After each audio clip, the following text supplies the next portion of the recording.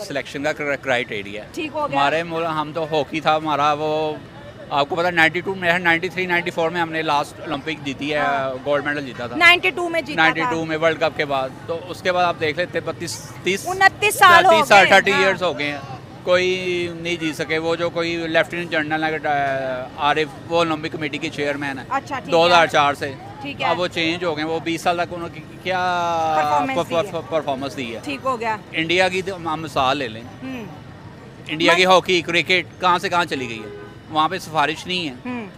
ये मैं सुन रहा था, वो जो सिराज लड़का है, दूसरा जो सिराज है उसका बाप रिक्शा चलाता है, माँ घरों में काम करती है। नहीं, ये तो कीज याद है जो पाकिस्तान क्रिकेट बोर्ड का चेयरमैन, वो इंटरव्यू में देखा, उसने कहा था कि हम अगले 50 साल कोई ओलंपिक का गोल्ड मेडल नहीं जीत सकते। कहता है क्रिकेट में चांस है, पैसा है, लेकिन वो भी मुझे नहीं लगता आप जीत सकते। हम तो ये कहते हैं अगले, हम तो बस यही कहेंगे ना, कैप्टन चेंज कर दो, कोच ले आओ, वो ले आओ।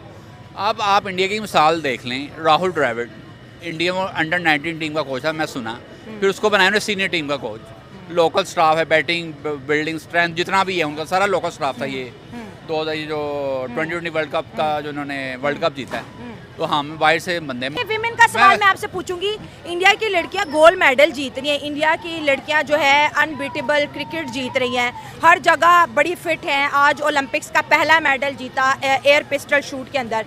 हमारी लड़कियां बेचारी बुरखे में भी है, चादरों में भी हैं। हमारे मुल्क के अंदर डेली रेप केसेस हैं, कभी लाहौर को जो है रेड एरिया करार दे दिया जाता है। हम अभी सोशल हरासमेंट से बाहर नहीं आ रहे और उनकी बच्चियां इंटरनेशनल टूर्नामेंट खेल रही हैं।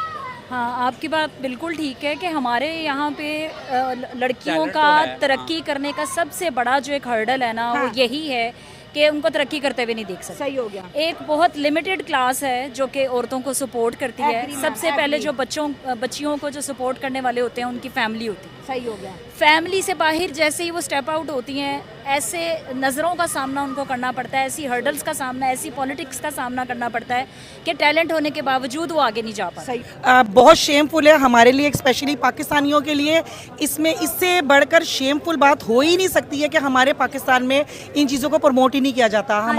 हमें डिस्करेज किया जाता है, हम लोगों को बताया ही नहीं जाता कि हम लोगों ने किस तरह से किस कैलिबर में खेलना है। ये पाकिस्तान में बहुत ज़्यादा इस चीज़ की उन्होंने ये कर दिया हुआ है कि लोग इस तरफ जाते नहीं, लेडीज़ खासकर औरतें जाती ही नहीं है, लेडीज़ ही नहीं जाती, बच्चियां नहीं जाती, लोग अपने घरों से बच्चियों को निकालते नहीं है, क्योंकि हमारे यहाँ का सरकमस्टांसेस ही कुछ इस तरह से है। हमारा निज़ाम ही यहाँ पे इतना गंदा है कि औरतें बच्चियां किस उसमें पराये में निकलें। आप इंडिया में हर जगह से उठा के देख लें, हर चीज़ को उठा के देख लें, वो हमसे हर चीज़ में मेरे ख्याल से 2-2 4-4 5-5 हाथ आगे ही हैं। सर, वो अपनी खवातीन को एम्पावर कर रहे हैं, ऑब्वियसली कर रहे हैं।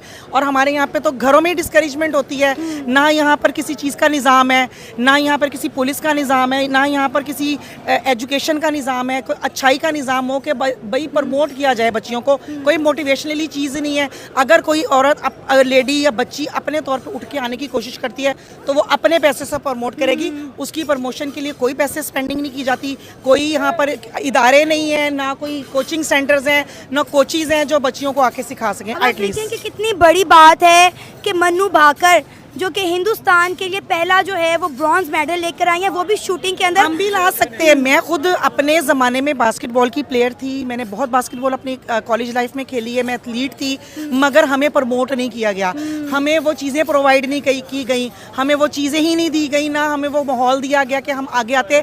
मैं खुद खेलती रही हूँ बास्केटबॉल, यानी कि सेंटर पोजीशन पे खेलती रही हूँ, मगर आप बिलीव करें कि मैं कुछ नहीं कह सकती कि हमें वो चीज़ें नहीं दी जाती थी। गवर्नमेंट लेवल पे तो कुछ भी नहीं दिया जाता।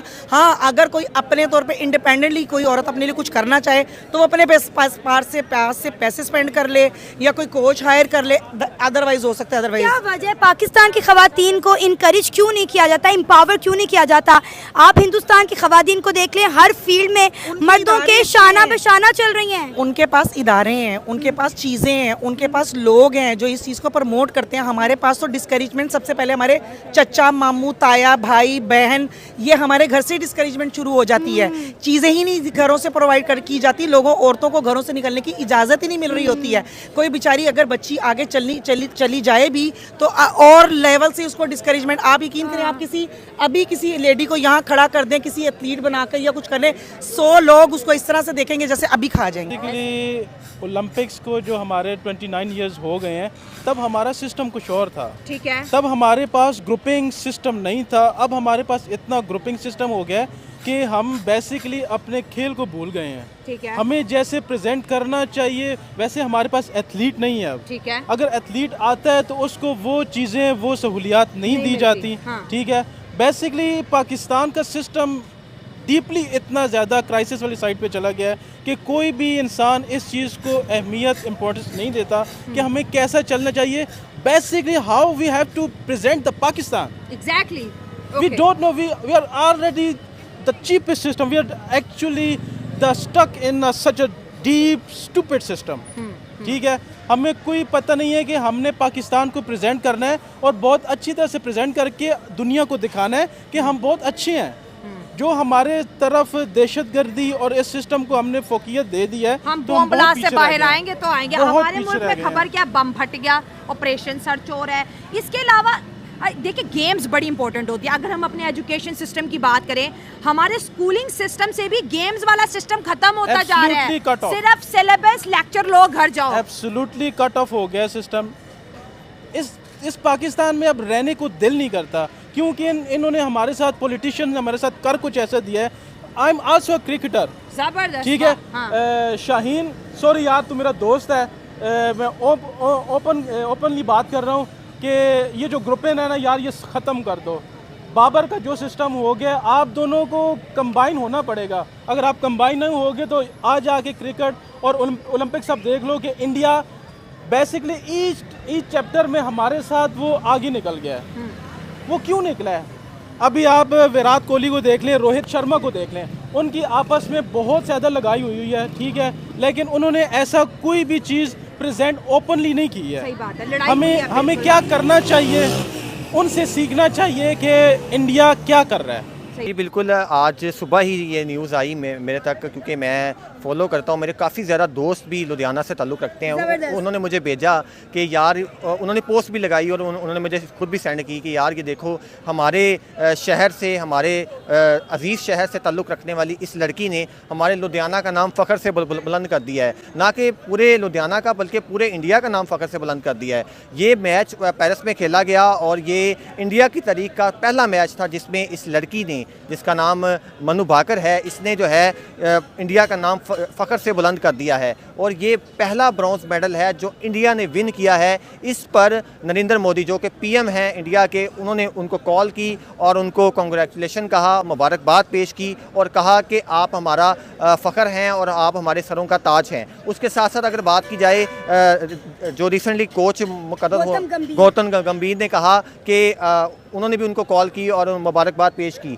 ये देखें आप, इतनी बड़ी अचीवमेंट है कि पहला ब्रॉन्ज मेडल जो कि इंडिया में आया है। हमारे पाकिस्तान में इस लेवल का मेडल ना तो कभी आया है, ना ही इस तरह का जो ओलंपिक गेम है उसमें हमारे किसी कंटेस्टेंट या प्लेयर ने पार्टिसिपेट किया है। ये बहुत बड़ी अचीवमेंट है, जितनी तारीफ़ की जाए उतनी ही कम है। आज इंडिया ने एक अच्छा ओलंपिक जीता हुआ है, उसमें पहले पोजीशन उन्होंने लिया है, तो ये उसके एक पहर वाली बात है और उसको हम कांग्रेचुलेशन कहते हैं। ठीक है।